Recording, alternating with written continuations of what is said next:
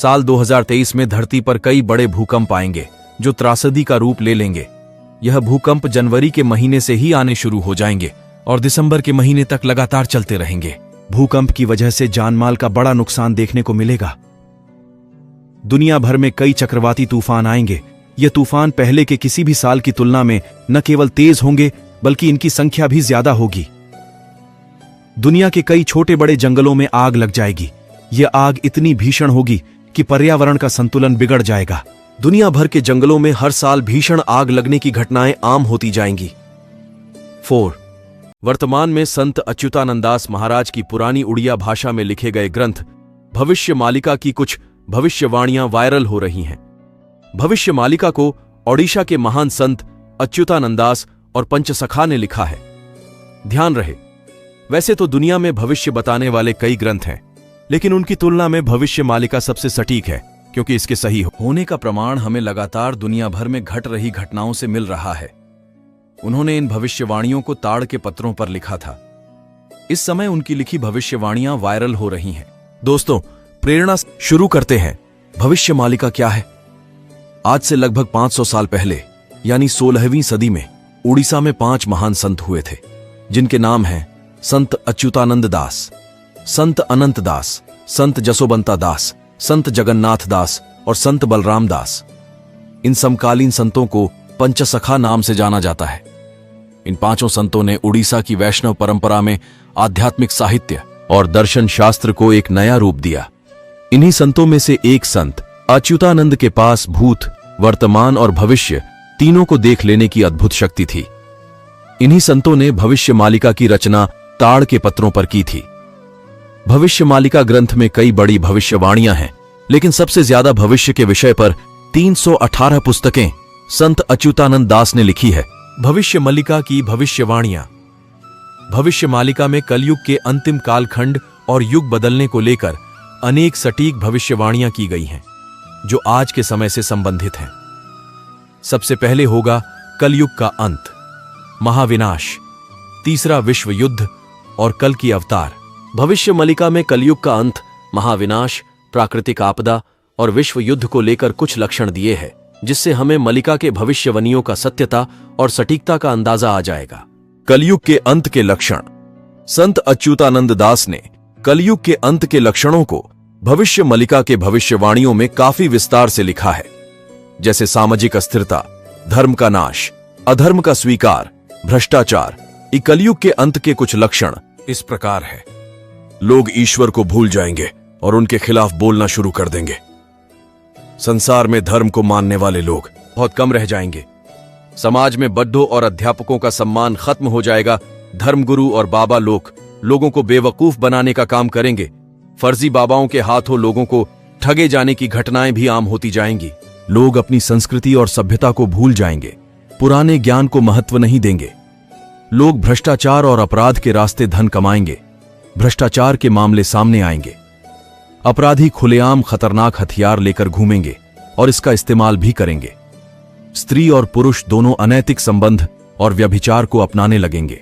कलयुग के अंत से थोड़ा पहले खाने के सामान की कमी, बीमारियां, दुर्घटनाएं बढ़ जाएंगी, जिसकी वजह से लोगों में असंतोष फैलेगा और कुछ जगह लोग सरकार के खिलाफ बगावत कर देंगे। महाविनाश के लक्षण।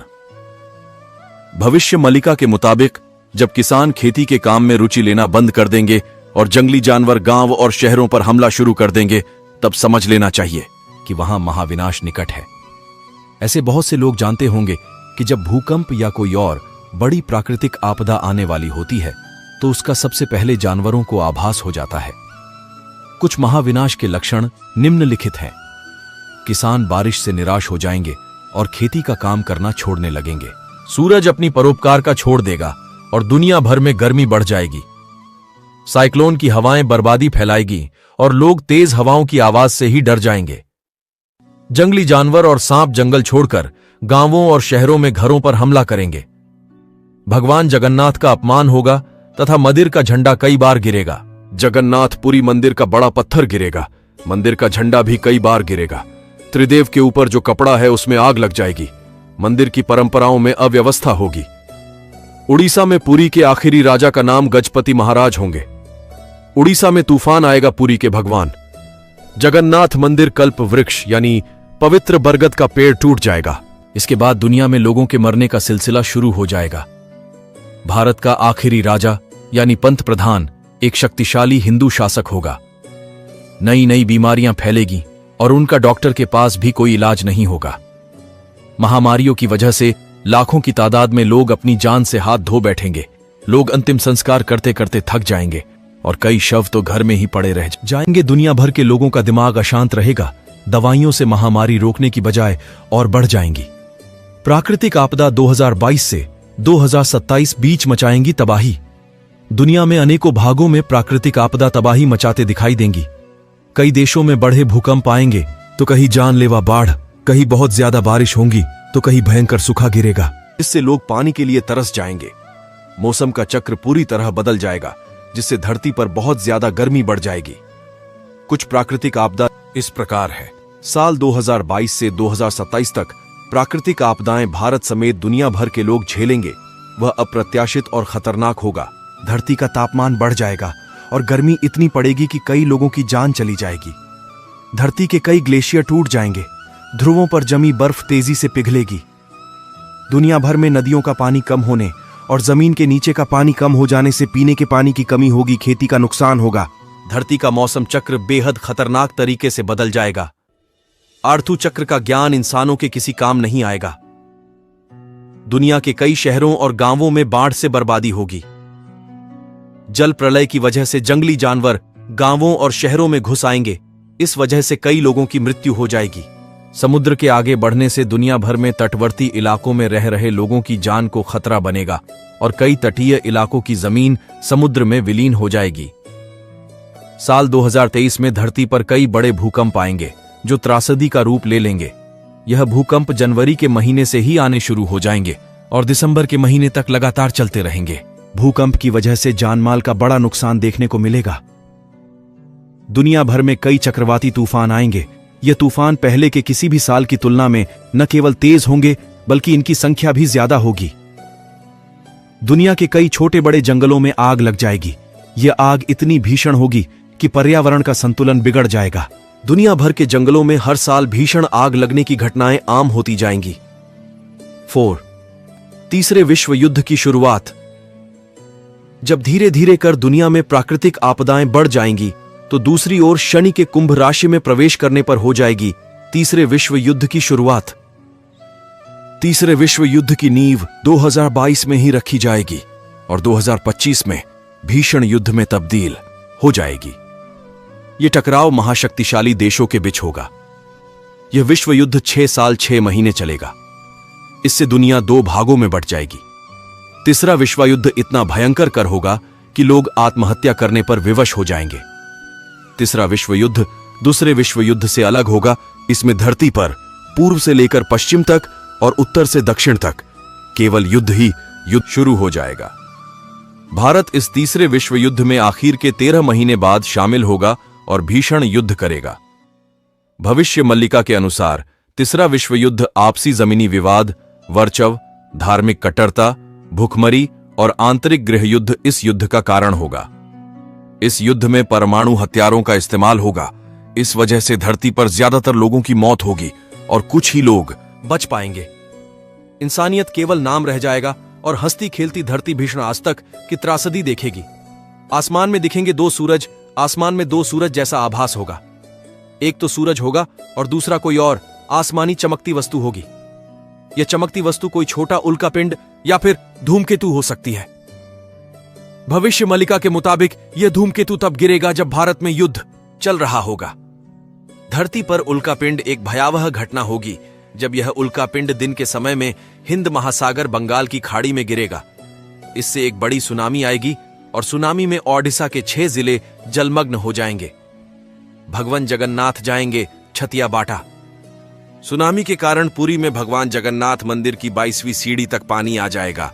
इस पानी में समुद्री मछलियां भी होंगी और ये लहरें श्री मंदिर के नील चक्र के ऊपर से निकल जाएंगी। इसलिए उड़ीसा में भगवान जगन्नाथ को उनके भक्तजन पुरी से जाजपुर जिले में कटक से 30 किलोमीटर दूर छतिया बाटा ले जाएंगे। चीन और 13 इस्लामिक देशों का भारत पर होगा हमला। भविष्य मल्लिका में कहा गया है जब शनि मीन राशि में प्रवेश करेगा तो उसी समय दुनिया तीसरे विश्व युद्ध का महाविनाश देखेगी। 29 मार्च 2025 से 23 फरवरी 2028 तक कभी मार्गी और कभी वक्री होकर शनि मीन राशि में रहेंगे। इसी समय में भारत विश्व युद्ध में शामिल हो जाएगा। इस युद्ध का मुख्य कारण होगा भारत को लुटने की साजिश। जब भारत धार्मिक आंतरिक समस्या से जूझ रहा होगा और तब भारत में मिलिट्री शासन लगा होगा, तभी चीन और पाकिस्तान अपने देश की हालत सुधारने के लिए भारत पर हमले की योजना बनाएंगे। चीन हमेशा की तरह खतरनाक साजिश रचेगा और पाकिस्तान सहित अन्य 12 इस्लामिक देश को धार्मिक आधार पर भारत के विरोध में लाने में सफल हो जाएगा। भारत कुल 13 महीने महायुद्ध लड़ेगा, जब पाकिस्तान समेत 13 इस्लामिक देश और चीन भारत पर हमला करेंगे। शुरुआत में इन देशों को सफलता मिलेगी, जिससे भारत का एक बहुत बड़ा हिस्सा दुश्मन के अधिकार में चला जाएगा। इस युद्ध के दरमियान भारत के कई शहरों पर परमाणु हमले किए जाएंगे, लेकिन भारत कुछ भीषण हमले से बच जाएगा। यह एक गुप्त रहस्य है, इसलिए इसे मैं और आप कोई नहीं जान सकता। लेकिन भारत की सेना सटीक रणनीति के तहत बहुत ही शीघ्र दुश्मन देशों पर शक्तिशाली विस्फोटक भयानक प्रतिहल्ला करेगा, जिससे दुश्मन देशों में हाहाकार मच जाएगा और वह केवल एक दूसरे के भरोसे ही रह जाएंगे। और इस तरह अंततः भारत इस युद्ध को जीत लेगा। न केवल युद्ध जीत लेगा, बल्कि अखंड भारत भी एक हकीकत बनेगा। चीन के कई टुकड़े हो जाएंगे और बचे 12 इस्लामिक देश अपना अस्तित्व खो देंगे। वह भारत के आगे सरेंडर कर देंगे और बचा पाकिस्तान हर बार की तरह भारत के आगे माफी मांगेगा और भारत में शामिल होने की मांग करेगा। इस तरह पाकिस्तान का नामो निशान मिट जाएगा और वह अखंड भारत का हिस्सा बनेगा। भारत पहले 5 साल 5 महीने तक तीसरे विश्व युद्ध में शामिल नहीं होगा। जब भारत पर हमला होगा, तब आखिरी के 13 महीने के बाद भारत को युद्ध में शामिल होना ही होगा। यह युद्ध 13 महीने चलेगा और इसी समय भारत में मिलिट्री शासन लगेगा। 8. भगवान कल की अवतार और युद्ध विराम। भारत पर हुए हमले से लोग परेशान हो जाएंगे और दुश्मन सेना चारों ओर से भारत और जगन्नाथपुरी को घेर लेंगी। इसी समय भारत में गृह युद्ध अपने चरण पर पहुंच जाएगा और भारत में सैन्य शासन मार्शल लॉ लगेगा। दुश्मन सेना राम मंदिर और बंगाल का काली मंदिर पर हमला करेंगे। इस हमले में राम मंदिर को काफी नुकसान होगा। भारत का आकाश बारूदी धुएं से काला हो जाएगा। भारत की राजधानी दिल्ली पर ताबतोड़ बारूदी हल्ला किया जाएगा और इसीलिए भारत को कर्नाटक को नई राजधानी घोषित करनी पड़ेगी। चीनी सैनिक उत्तर पूर्व से और उसके सहयोगी सैनिक केरल, बंगाल और ओडिशा से भारत में घुसेंगे। इस युद्ध में भारी रक्तपात होगा और कई लोग मारे जाएंगे। भारत में चारों ओर केवल विनाश ही विनाश दिखाई देने लगेगा। इसीलिए लोग भगवान से इस हमले से बचने की गुहार लगाएंगे। तब एक नया मोड़ आएगा और भगवान विष्णु के 10वें अवतार भगवान कल की सभी के सामने आएंगे। दुश्मनों पर कल की भगवान कहर बनकर टूट पड़ेंगे। इससे दुश्मनों में खलबली मच जाएगी। वे एक दूसरे के भरोसे ही रह जाएंगे। भारतीय सैनिक दुश्मनों के घर में घुसकर मारेगी। दुश्मन देशों को कुछ सोचने समझने से पहले इन देशों का अस्तित्व ही भारत मिटा देगा। इन देशों को अपनी गलती का एहसास होगा और भारत के आगे सरेंडर कर देंगे। लेकिन चीन और पाकिस्तान परमाणु बम छोड़ने की गलती करेंगे, पर कल की भगवान की कृपा से यह परमाणु बॉम्ब ज्यादा हानि नहीं पहुंचा पाएंगे। लेकिन उत्तर भारत में इस हमले से काफी नुकसान होगा। भारत भी कुछ ही समय में चीन और पाकिस्तान पर परमाणु बम से हमला कर देगा। भारत का हमला इतना सटीक होगा कि चीन और पाकिस्तान घुटनों पर आ जाएंगे और इस तरह भारत युद्ध विजयी हो जाएगा। भविष्य मालिका की भविष्यवाणी के अनुसार कल की अवतार जन्म हो चुका है और वह अभी भी किसी गुप्त स्थान पर है। अखंड भारत और युग परिवर्तन विश्व युद्ध के बाद सीमाएं बदल जाने की वजह से दुनिया में कुल 111 देश ही होंगे और विश्व की आबादी केवल 60 अनुमानित आंकड़ा करोड़ रह जाएगी। बाकी बचे लोग सनातन धर्म को स्वीकार कर लेंगे। भारत इन सभी देशों को नए युग में ले जाएगा और विश्व का नेतृत्व भी करेगा। अखंड भारत की शासन व्यवस्था अलग होगी और लोकतंत्र से भी उत्तम व्यवस्था कायम होगी और पूरे विश्व में केवल एक ही धर्म होगा, सनातन धर्म। भारत का आखिरी राजा एक हिंदू शासक होगा। मालिका के मुताबिक ओडिशा में पुरी के आखिरी राजा गजपति महाराज होंगे और वही समयकाल भारत के आखिरी राजा यानी प्रधानमंत्री का भी होगा। यानी भारत के आखिरी पीएम को भी इसी समय काल में होना है। भारत का आखिरी राजा एक शक्तिशाली हिंदू शासक योगी पुरुष होगा और उसकी कोई संतान नहीं होगी। तो दोस्तों, आपको क्या लगता है भविष्य मलिका की भविष्यवाणी कितनी सच साबित हो रही है और यह कितनी सटीक है? बात की जाए इसकी भविष्यवाणी की सटीकता की, तो 500 साल पहले कौन बता सकता था पाकिस्तान नाम का भी कोई देश अस्तित्व में आएगा और इतने सारे इस्लामिक देश होंगे। इसको मानना ना मानना यह आपकी ग्रहण शक्ति पर निर्भर करता है। दोस्तों, ऐसी ही वीडियो आप तक लाते रहेंगे। तब तक के लिए जय श्री कृष्ण।